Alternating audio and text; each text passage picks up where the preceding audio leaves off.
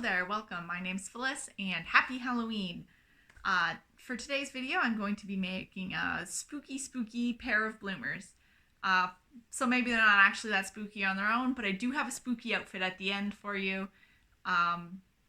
Also, it might be a slightly more complicated way of making bloomers. So if you're, just want a simple pair, there are a lot of videos out there, I think, that cover pretty much the same thing. But these ones I wanted to sort of make them wearable as regular pants as well as under a skirt. And I put some fancy pockets on there. It does feel a little bit spooky though, because I think that this video is cursed. At least on my end. I don't think it's a curse that's going to affect other people. But basically everything that could go wrong with this project did go wrong with it. And so, maybe a little bit of an inspirational video. Let's think of it that way, I guess, of pushing through your projects even when things get tough and not giving up and throwing everything in a garbage bin, even if that's really sort of what you want to do deep down. I think it was worth it in the end. So anyways, let's get on with the video and I can show you what I did. Here are the materials that I'll be using for this project. So I have these cotton bed sheets that I thrifted. It's a full set of king-sized sheets. So it's really like tons of fabric, way more than I'll need for this project. I have plans in the future to make a dress out of this as well. That'll go very nicely with these bloomers, I think. And then I've already taken the elastic out of the fitted bed sheet, and I can use this for the elastic that I'll need for this project. I'm not sure if it'll be quite enough, but I also have some more elastic that's, I think, the same width in my stash, so that should be fine.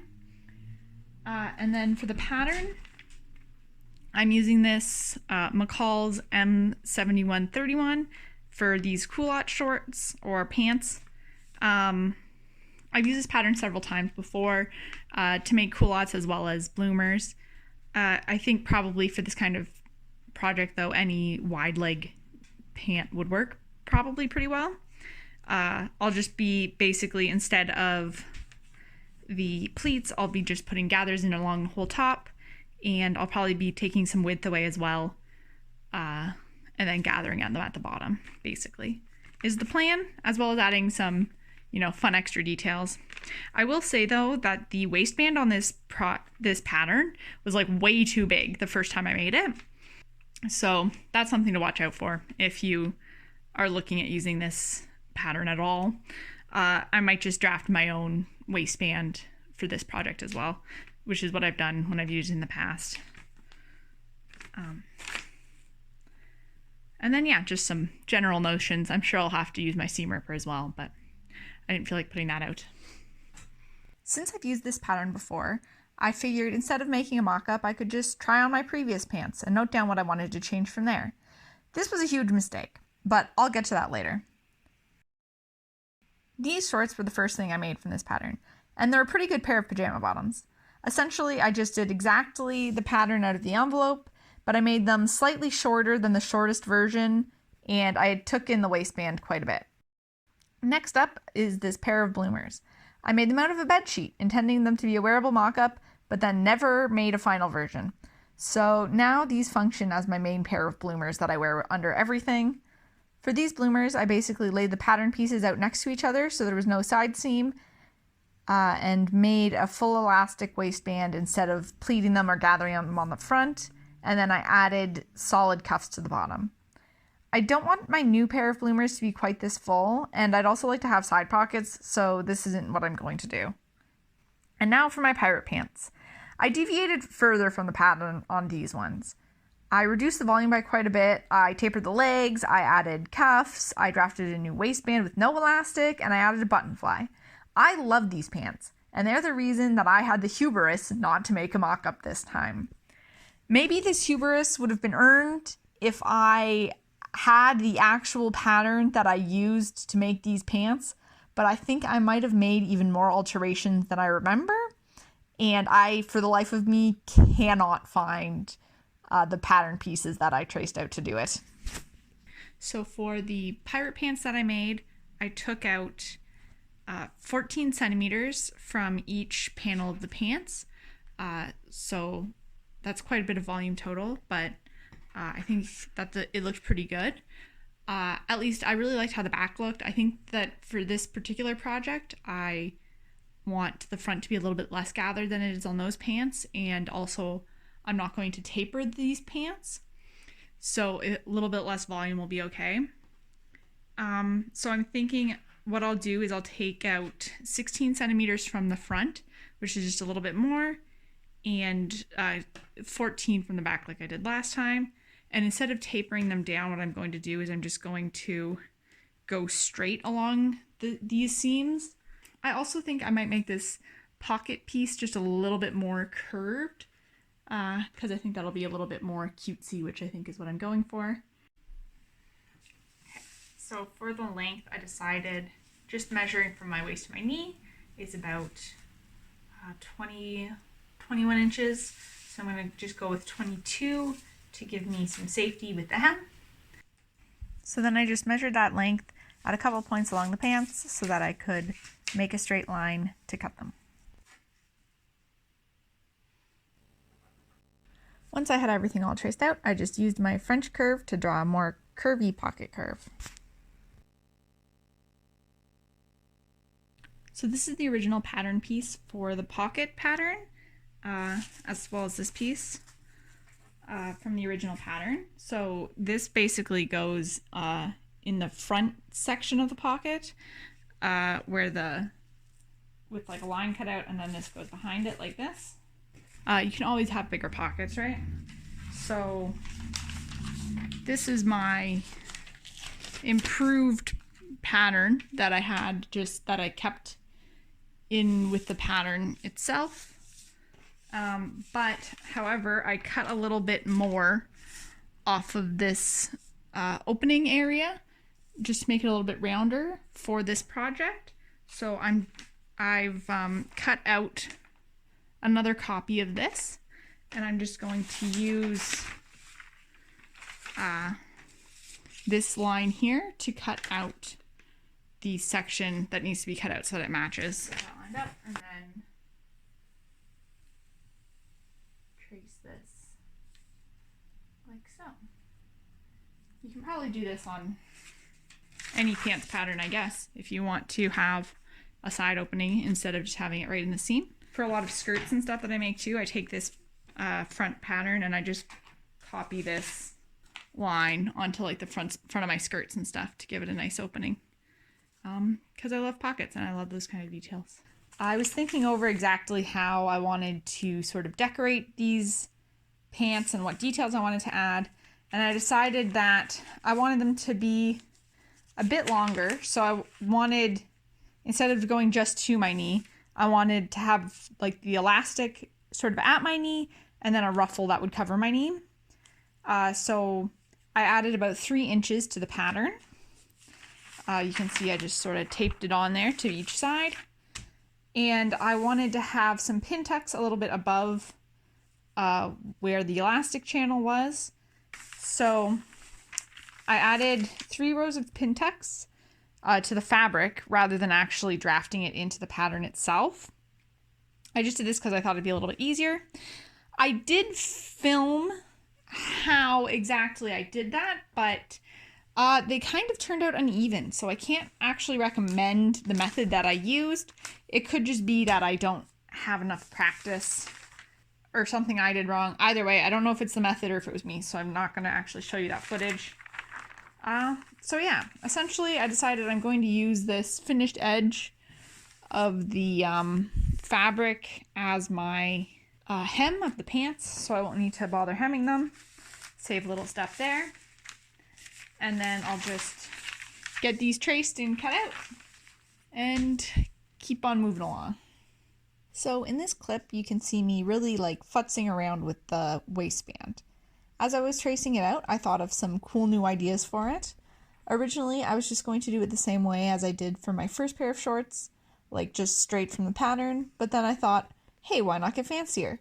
So I split the front panel in 2 so that I could have pin tucks off to both of the sides. And then I added a few centimeters to the middle so that I could add a false button placket. And this way I thought that it would look more like a real pair of pants, and it would look a little bit nicer if I wanted to wear my shirt tucked in and like really show them off as the main feature of the outfit. But alas, it was all for naught. All right, so I've got these basted together. I just have the waistband pinned on. I don't have the pockets finished properly. These are just sort of tacked there so that I could actually put it together correctly and get an idea of the fit because I didn't make a mock-up, which I am kind of regretting at this point, to be honest. Thankfully, I could like just squeeze it over my hips, but it was still a bit tight, so I actually just like unpicked it and then did the seam allowance a little bit narrower. Actually, if you look, you can see where the original seam allowance is. This is on like the pattern comes with a 5/8 seam allowance, which is pretty big. So that's good at least. But yeah, I should have considered that the pirate pants I made have a fly, so they button up, so you don't need to worry about getting the waist over your butt, right? So my options are either abandon the cute waistband idea I had and just do a fully elasticated one, or maybe like on one of the sides I can put like a zipper or something, but a zipper sounds frankly like way more hassle than I want to do for this. So I think I'm just going to do a fully elasticated waistband. Maybe I can still make it cute. I don't know. I'm sure it'll be fine. I am really happy with the length. I've just got a elastic band tied around my leg right now, so it doesn't look exactly like how it's gonna sit, but I think that length is good for the ruffle. I think the length is good for the pants. I think the volume looks okay around the knee, which is really all I'm testing right here. So, yeah, there we go. And you're gonna put some ruffles along the pockets. I was really worried that this was going to be a complete disaster and I was going to have to throw the whole entire project in the garbage and recut all of my pieces, which I really didn't want to do. And I'm not going to because I can't. I just can't do that to my brain right now. I have a lot of this fabric, but like I don't think I have enough to do everything I want and make a whole separate pair of bloomers. So, you know how, whatever, it's okay. I think even with just that little extra bit of room with moving the seam allowance, I was safe. Anyways, not going perfectly to plan, but gotta adapt it, I guess. It's just how it is sometimes. Before assembling the pants, I wanted to add some ruffles to the edge of the pockets. I figured this would give it a little bit more visual interest if I do still want to wear them without a skirt over top. I made some knife pleats along the opening and I just sort of eyeballed the spacing. 9 times out of 10, eyeballing pleats is totally fine. No one will notice that they aren't perfectly even as long as it's pretty close. As I did the second pocket though, I compared it to the first just to make sure that both sides looked about the same. So after I basted the ruffle on, I just sewed the front part of the pocket onto the front of the pants. So you can see in here the ruffles just wedged between the two layers.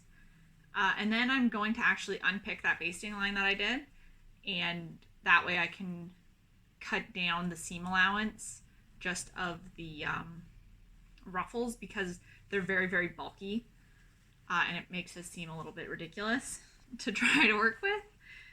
And then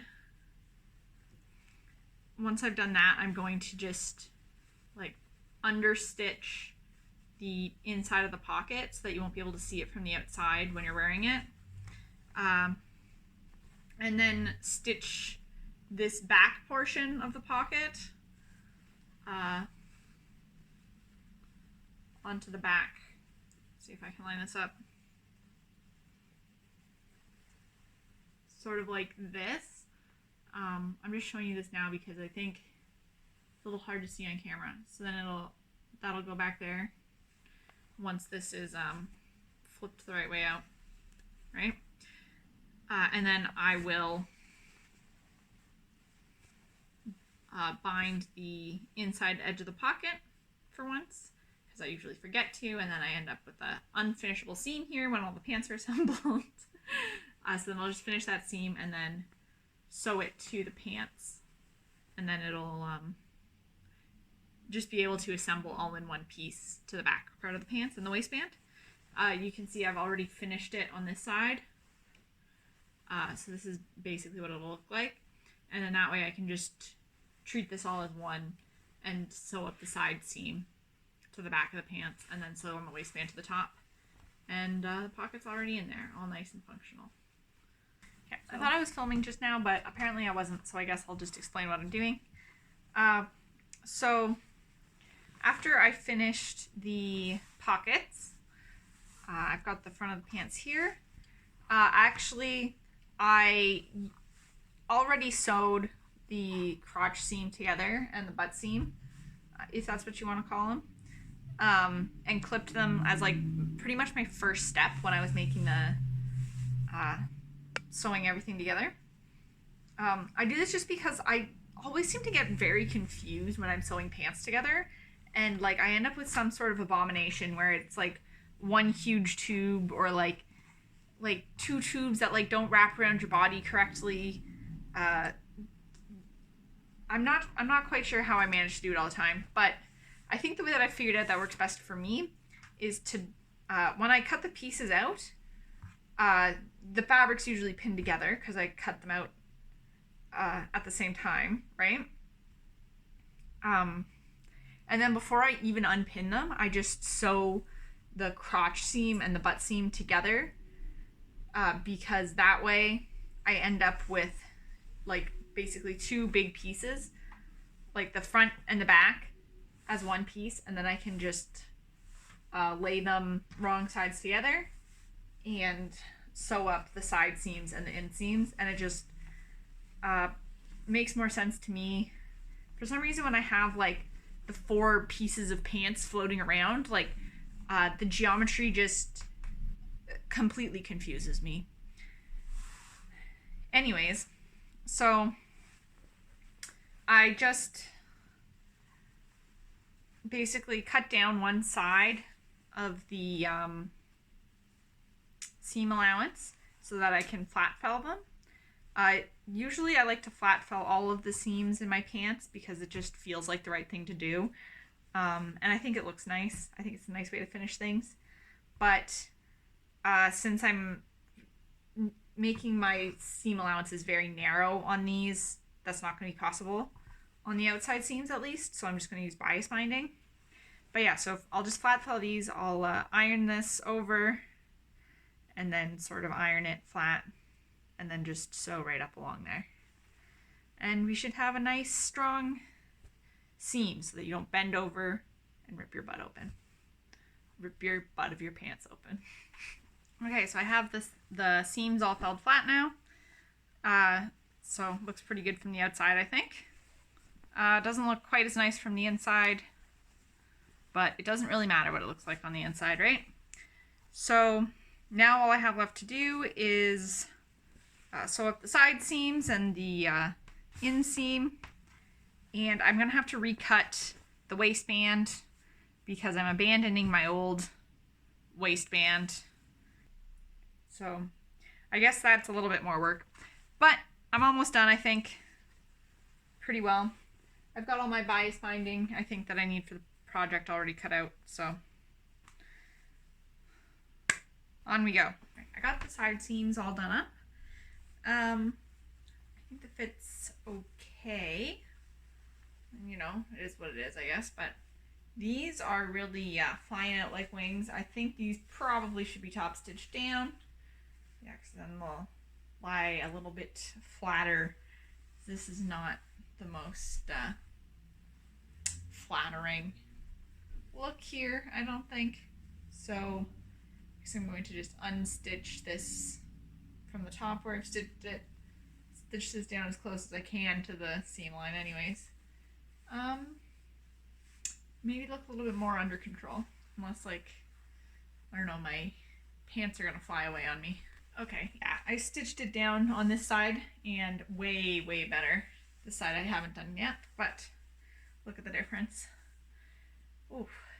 Yeah, okay. Here you can see me hemming a strip of fabric, which I just ripped out to use for the ruffle at the bottom of the pants. It has a nice Vaseline look on the video because, unfortunately, we've reached the part of the video where my camera was not working properly. I got water in the lens when I was on vacation, and when it dried, it left water spots inside the camera lens. So this meant I had to replace the whole entire camera out of the phone. But since the part was on back order, that took 3 whole weeks. And I wanted to get my bloomers done long before that, so I decided to push ahead anyways. To attach the ruffle, I sewed it right sides together with the ruffle flipped towards the top of the pants, and then I ironed it over and sewed about 1 centimeter below that stitch line, both to cover the raw edge and to create the elastic channel. But once I had the elastic in, I decided that I didn't like how it looked, and I wanted the 2 layers to be a little bit more defined from each other because they were kind of just sticking together. So in order to do that, I added a second row of elastic beneath the channel so that would be hidden underneath the ruffle. For this one though, instead of making another channel, I just sewed the elastics directly onto the fabric, stretching it as I went. And to measure the elastic, I basically just wrapped some of it around my knee and held it there and like moved my knee around and stuff to make sure that it was comfortable and wasn't, you know, too tight or something if I were to sit down. And then I just cut that off and use that for the rest of the elastics as well. For the new waistband, I decided to go with a 2-piece waistband instead of just 1 continuous piece, mostly just to make it easier to feed the elastic through later. So I measured the front and back sections of the pants and then cut strips to those lengths, using the back panel of the original waistband to measure the width of the new waistband. After I sewed these onto the pants with the wrong sides together, I ironed them in half to create the top edge of the waistband, and then I ironed over the seam allowance on the other edge of the waistband. This way I could just top stitch it down from the outside without actually pinning it together. Though I did have to like pull at it as I was sewing in order to keep the tension correct and to stop it from like slipping around and cause like twisting or something. So pinning it might have actually been the easier and faster way to go in this case. To sew the waistband channels, I just used the edge of my presser foot as a guide, keeping it right next to the upper edge of the waistband for the first line, and that gave me a 1 centimeter channel. And then I just used that next line of stitching to guide, and then the next, and so on. Okay, so I have all the channels sewn in. You can see here I've got 5. So I'm just going to be filling every other one. So I'll put 3 elastics in. And to measure the elastics, I'm just going to take basically the same way I did for the leg ones. And then just sort of wrap it around my waist. I'm not going to like pull it too tight though, because I'm going to cut them in half, and then some of it will be in the seam allowance. So probably they're not even going to go that high though. So like maybe there. And if I don't like it, I can always braid it in a bit. So yeah, just hold on to it. Snip it. And like snip it here again.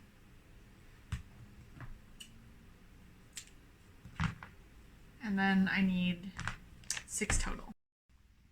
And finally, after I pulled all that elastic through, I just flipped the seams to the inside, did a stitch where the seam allowance should be, and then zigzagged over the edges, and I was finally done.